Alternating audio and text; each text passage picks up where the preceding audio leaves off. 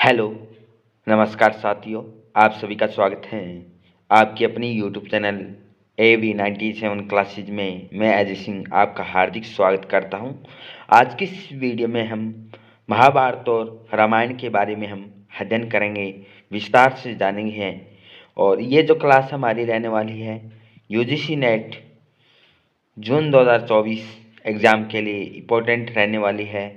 और इसके साथ साथ जो राजस्थान असिस्टेंट प्रोफेसर और HPSC में जो वैकेंसी आने वाली है, जितने भी एग्ज़ाम है HPSC या उत्तराखंड या असम या सिक्किम, जो असिस्टेंट प्रोफेसर है उसके लिए इतिहास के लिए ये क्लास इम्पोर्टेंट रहेगी। इस सेशन को हम शुरू करते हैं।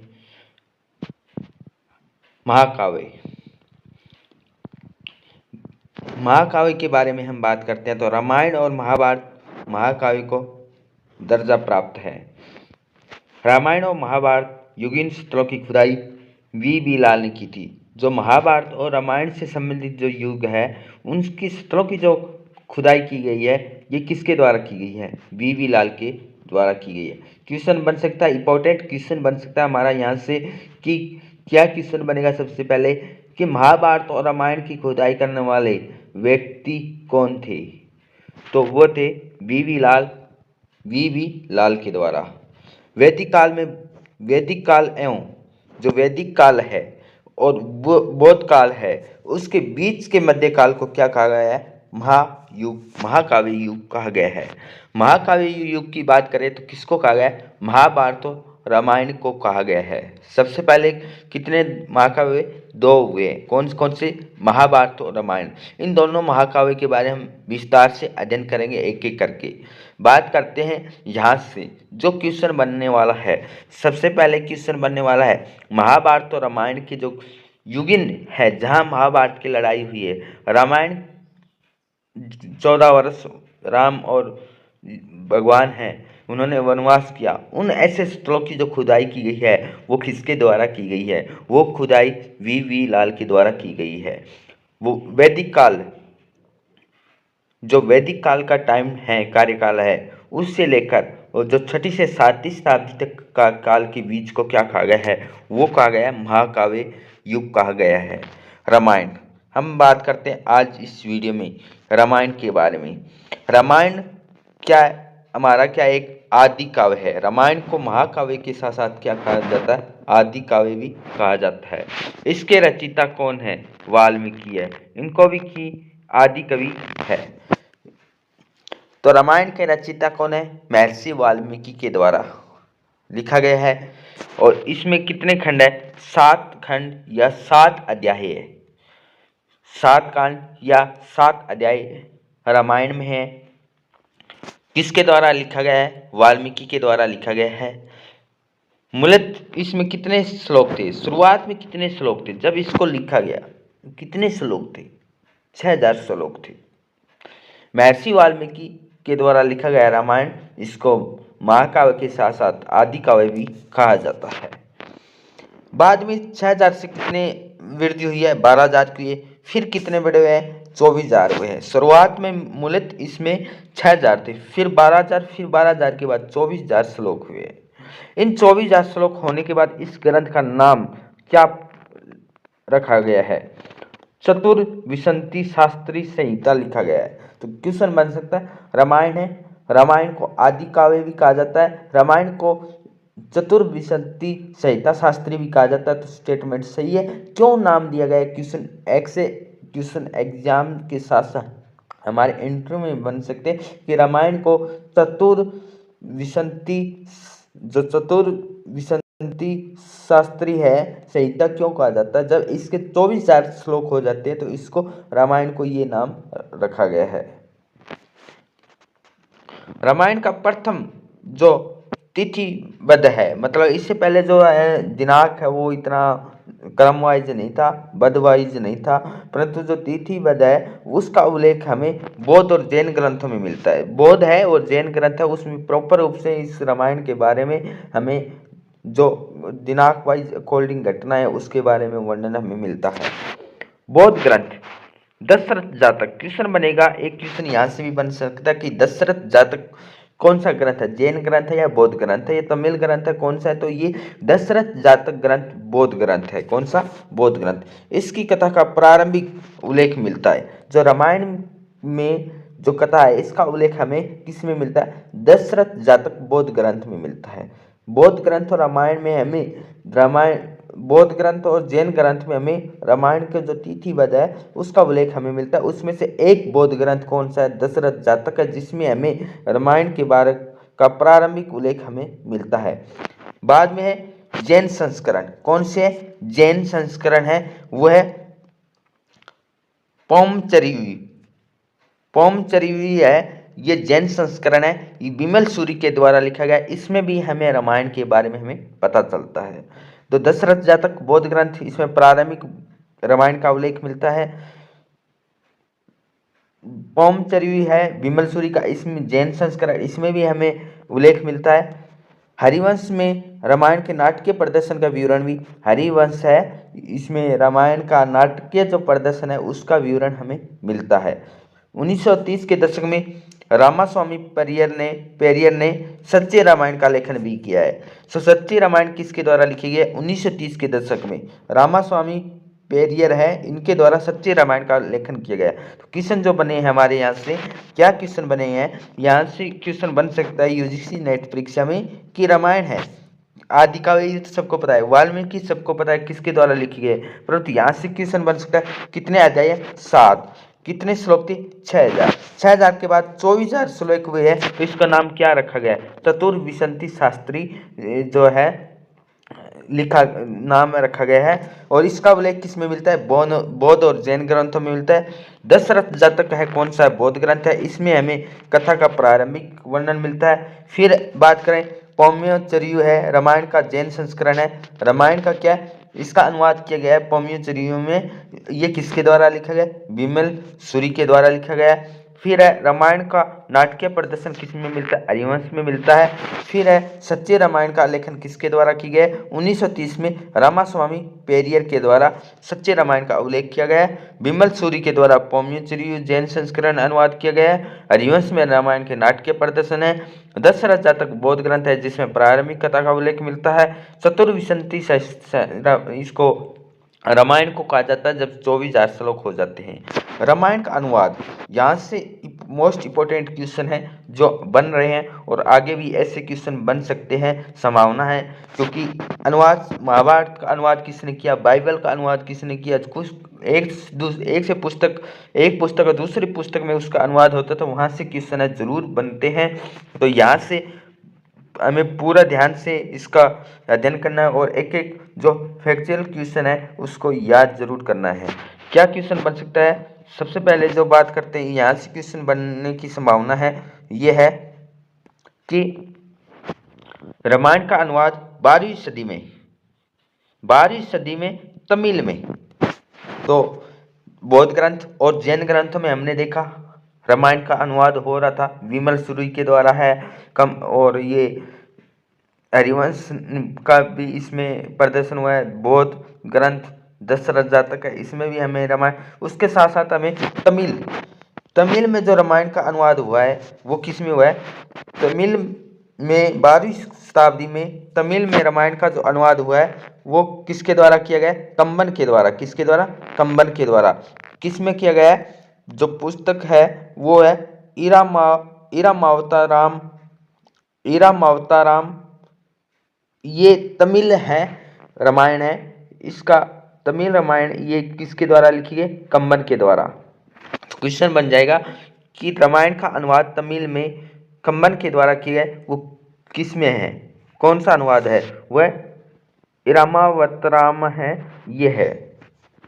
फिर हम मुगल काल में रामायण का फारसी का अनुवाद, तमिल में देखा हमने कंबन के द्वारा किया गया था।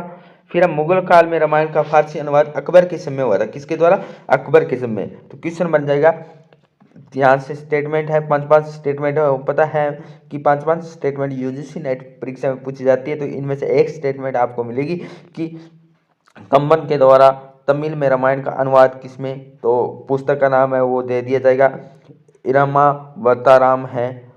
ये मुगल काल में रामायण का फारसी अनुवाद किसके टाइम, अकबर के समय।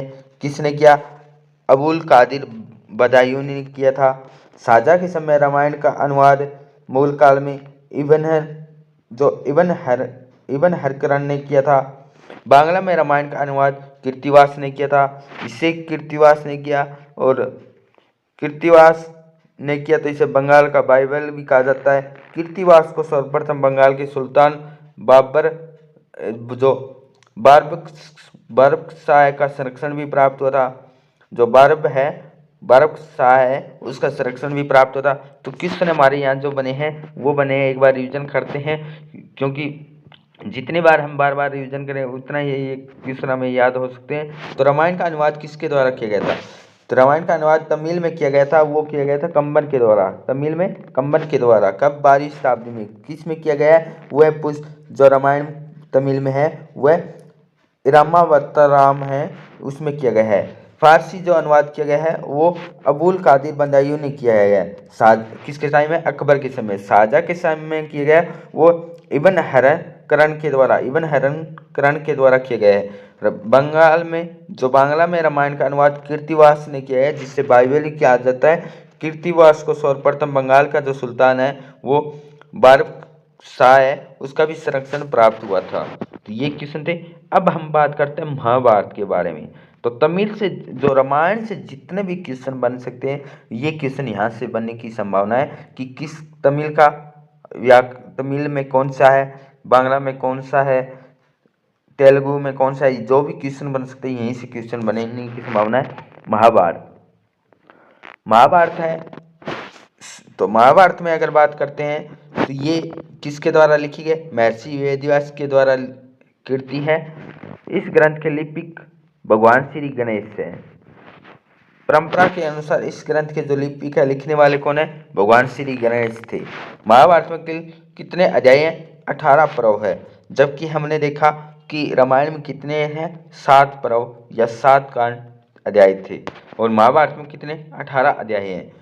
हरिवंश इसका परिशिष्ट खिल पर्व है। हरिवंश है जो 18 पर्व अध्याय हैं, जिसमें जो परिशिष्ट कौन सा है? खिल पर्व कौन सा? हरिवंश है। भगवत गीता इसके विषम पर्व का भाग है। भगवत गीता जब है कौन से किसका भाग है? वह विषम पर्व का। किसका भाग है? विषम पर्व का। सबसे जो खिल पर्व कौन सा है? वह हरिवंश। और विषम पर्व के समय क्या लिखाया गया है? भगवत गीता। शांति पर्व महाभारत का सबसे बड़ा पर्व है। शांति है पर्व महाभारत का सबसे बड़ा पर्व है।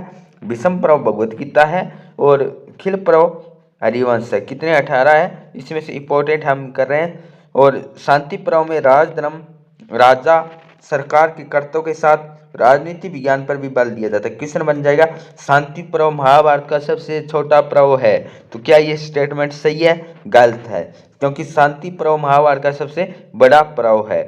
शांति पर्व में राजधर्म, राजा, सरकार, कर्तव्य और राजनीति विज्ञान पर भी बल देता है। अगर यहाँ छोटा देख के पूरी स्टेटमेंट दे दे तो क्या हमारी सही है? एक तो सही है, परंतु दूसरी स्टेटमेंट ये हमारी है, तो ये सही है। तो शांति पर्व कैसा? छोटा बड़ा पर्व है। राजधर्म, राजा और सरकार और राजनीतियों के बारे में इसमें बताया जाता है। सर्वप्रथम शांति पर्व में विधान मिलता है। क्या मिलता है? विधान मिलता है। चारों वर्णों का वेद सुनना चाहिए। शूद्र से भी ज्ञान प्राप्त करना चाहिए। महाभारत में 36 अमात्यों की परिषद और भीष्म पर्व में 250 जनपदों की सूची दी गई है। तो यहाँ से जो हमारा क्वेश्चन इंपॉर्टेंट बन रहा है, जो संभावना है ये है कि कौन सा पर्व? शांति पर्व सबसे बड़ा पर्व। इसमें क्या है? राजनीति विज्ञान है, राजा और सरकार के बारे में बताया गया है। शांति पर्व में क्या मिलता है? विधान मिलता है। शांति पर्व में क्या मिलता है? विधान। इस विधान में कहा गया है कि चारों वर्णों का वेद सुनना चाहिए। जो ऋग्वेद, यजुर्वेद, सामवेद, अथर्ववेद, उनके वेद सुनना चाहिए। शूद्र को भी ज्ञान प्राप्त करना चाहिए। जो वेदों का ज्ञान है किसको? शूद्रों को भी प्राप्त करना चाहिए। महाभारत में कितने अमात्य हुए? 36 अमात्यों की परिषद और भीष्म पर्व में 250 जनपदों की सूची दी गई है। तो भीष्म पर्व जिसमें भगवत गीता लिखा गया था, तो उसमें कितने जनपदों की सूची है? 250 जनपदों की सूची है। जो पारजिटर है उसके अनुसार कुरुकुल के कौरव और पांडवों के बीच 950 ईस्वी के आसपास महाभारत का युद्ध हुआ था। जो पाजीटर के अनुसार है, कौरव और पांडव के बीच महाभारत का युद्ध कब हुआ था? 950 ईस्वी के आसपास हुआ था।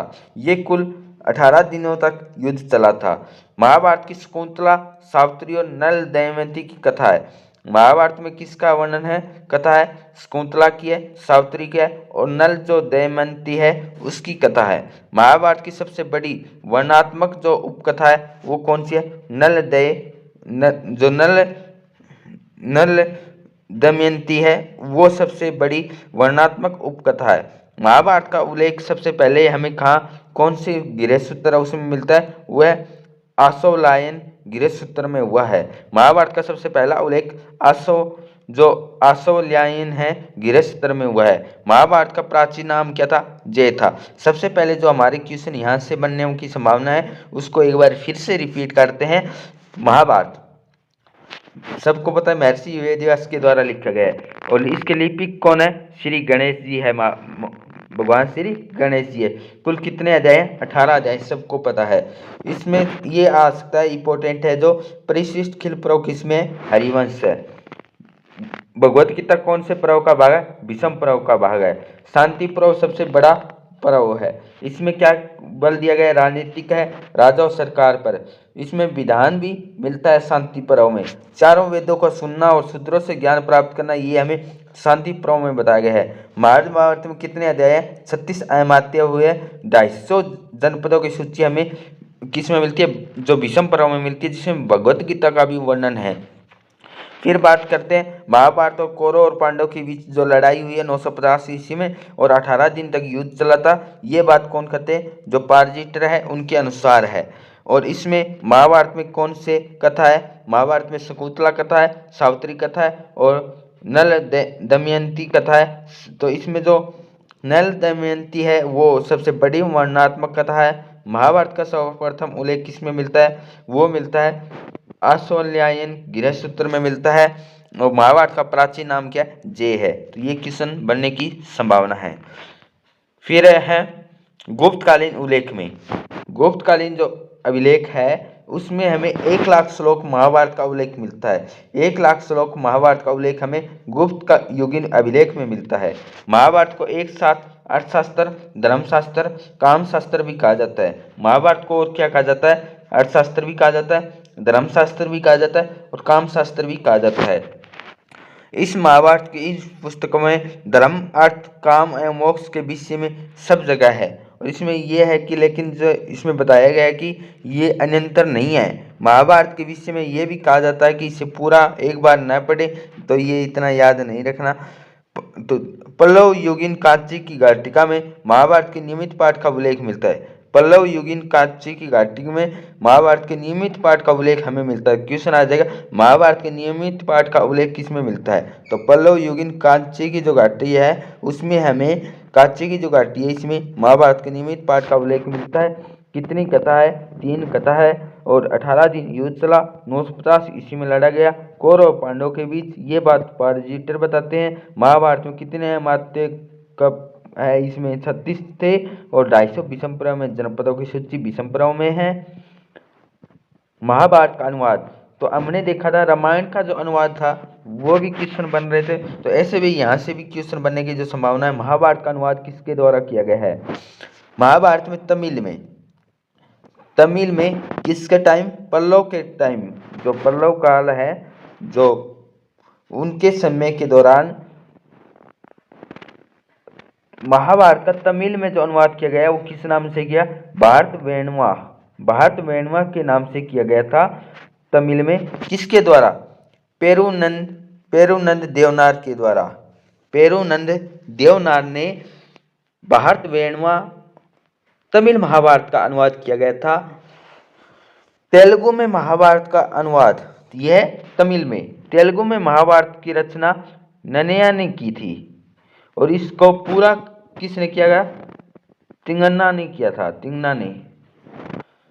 और अंत में तो जो क्वेश्चन बने हैं यहाँ से, महाभारत का तमिल में अनुवाद किसके द्वारा किया गया? भारत वेणवा पेरुनंद जो देवनार के द्वारा किया गया था। तेलुगु में महाभारत का नन्नय्या किया था, इसको पूर्ण किया था तिंगना ने। और अंत में जो एरर प्रगट ने इसे पूर्णता प्रदान की थी। नन्या को अनुवाद करने का कारण, जो नन्या के अनुवाद को करने का कारण है, द्राक्षापाक की उपाधि मिली है। जो नन्या ने इससे महाभारत का जो पूरा किया था, इसलिए इसको क्या कहा जाता है, कौन सी उपाधि है, द्राक्षापाक अंगूरी शराब बनाने की उपाधि मिली है। जो नन्या ने जो नन्या है, महाभारत का अनुवाद करने के कारण, महाभारत का अनुवाद करते समय पागल हो गए थे। महाभारत का अनुवाद करते समय पागल कौन हो गए थे, जो नन्या है, ये महाभारत का अनुवाद करते समय पागल हो गए, इसलिए उनको किसकी उपाधि मिली है, द्राक्षापाक अंगूरी शराब बनाने की उपाधि मिली है। जो नन्या है, तेलुगु काव्य की नींव डाली थी, इसलिए उसे वाग्नुशासन बोली के निर्माता की उपाधि दी गई है। तो जो नन्या है, उनको किसकी, द्राक्षापाक की उपाधि दी गई है, और इनको तेलुगु काव्य की नींव डालने के कारण इसे जो वाग्नुशासन है बोली की निर्माता की उपाधि दी गई है। माधव कदाली ने असमिया में महाभारत का अनुवाद किया था। तो जो असमिया है, इसमें महाभारत का अनुवाद किसने किया था, माधव कदाली ने किया था।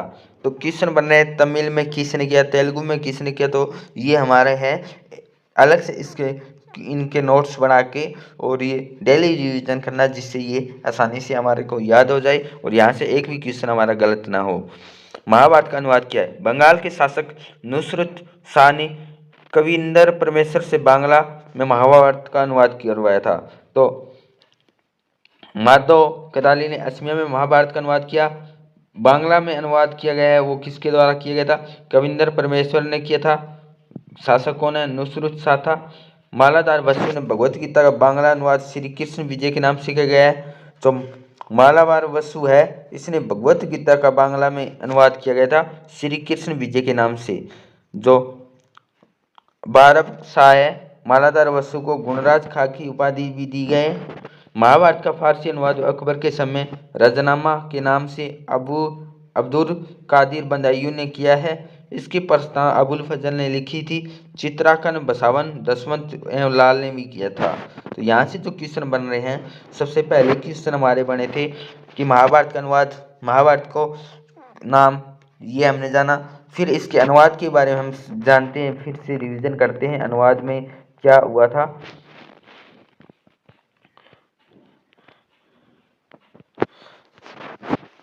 क्वेश्चन जो महाभारत भगवत गीता, इसके विषम पर्व का हिस्सा है। हिल पर्व किसमें, हरिवंश में है।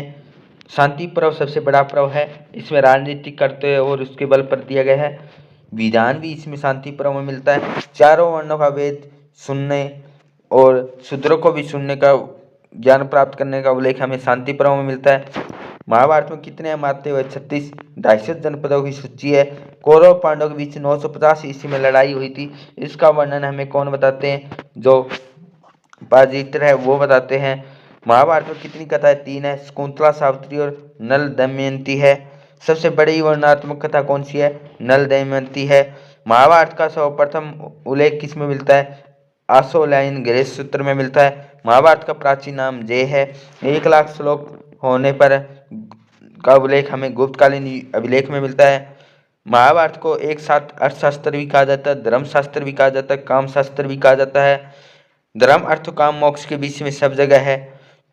पल्लव युगीन कांची की घाटिका में इसे नियमित पाठ का उल्लेख हमें महाभारत का मिलता है। महाभारत का अनुवाद से जो क्वेश्चन बन सकता है वो बन सकता है, तमिल में महाभारत का अनुवाद किसके द्वारा किया गया था, तो महाभारत में जो अनुवाद है भारत वेणवा नाम से किया गया था। तमिल में किसके द्वारा, पेरुनंद देवनार के द्वारा किया गया था। तेलुगु में महाभारत की रचना नन्या ने शुरू की थी और तिगन्ना ने इसे पूर्ण किया, और जो एरर प्रगट ने इसे पूर्णता प्रदान की। इसीलिए नन्या को द्राक्षापाक अंगूर शराब बनाने की उपाधि है वो दी गई थी। नन्या महाभारत का अनुवाद करते समय पागल होने के कारण इसो पागल हो गए थे। ने तेलुगु काव्य की नींव डाली, इसलिए इन्हें वागानुशासन बोली की निर्माता की उपाधि। फिर असमिया में जो महाभारत का अनुवाद किया गया था वो माधव कराली ने किया था। बंगाल के शासक नुसरत शाह ने बांग्ला में इसका अनुवाद किया गया, किसके द्वारा? कविंदर परमेश्वर। तो बांग्ला में जो महाभारत का अनुवाद किया गया था वो कविंदर परमेश्वर, और असमिया में महाभारत का अनुवाद किया गया था वो माधव कराली ने किया था। तेलुगु है वो भी हमने देखा, तमिल को भी हमने देखा कि तमिल में कौन कर रहे हैं। और भगवत गीता का बांग्ला में जो अनुवाद किया गया है, भगवत गीता का बांग्ला में अनुवाद किया गया वो मालाधार बसु ने श्री कृष्ण विजय के नाम से किया गया था। महाभारत का बांग्ला में अनुवाद कौन करे? कविंदर परमेश्वर कर रहे हैं। मालाधार वंश को गुणराज खा की उपाधि किसने दी गई थी? तो वो दी थी बारबकशाह, उनके द्वारा दी गई थी। महाभारत का फारसी में अनुवाद अकबर के समय हुआ था। महाभारत का फारसी में अनुवाद किसके द्वारा? अकबर ने। रामायण का भी अनुवाद फारसी में किसने किया था? अकबर ने करवाया था। तो किसके समय? अकबर के समय महाभारत का जो फारसी में अनुवाद वो किस नाम से? रजनामा के नाम से हुआ। किसने किया? बदायूनी ने किया है। और इसकी प्रस्तावना अबुल फजल ने लिखी है। प्रस्तावना किसने लिखी है? अबुल फजल ने लिखी है। और इसका अनुवाद किया गया पूरा किसने किया है? जो अब्दुल कादिर बदायूनी ने किया है। जो चित्रांकन है चित्र किसने किया है? बसावन, दसवंत और लाल ने किया है। पुराण के बारे हम नेक्स्ट क्लास में हम अध्ययन करेंगे। आज की इस क्लास को हम यहीं विराम करते हैं। अगर आपको क्लास अच्छी लगी है तो लाइक, शेयर और सब्सक्राइब जरूर करें। Thank you all of you. जय हिंद, जय भारत।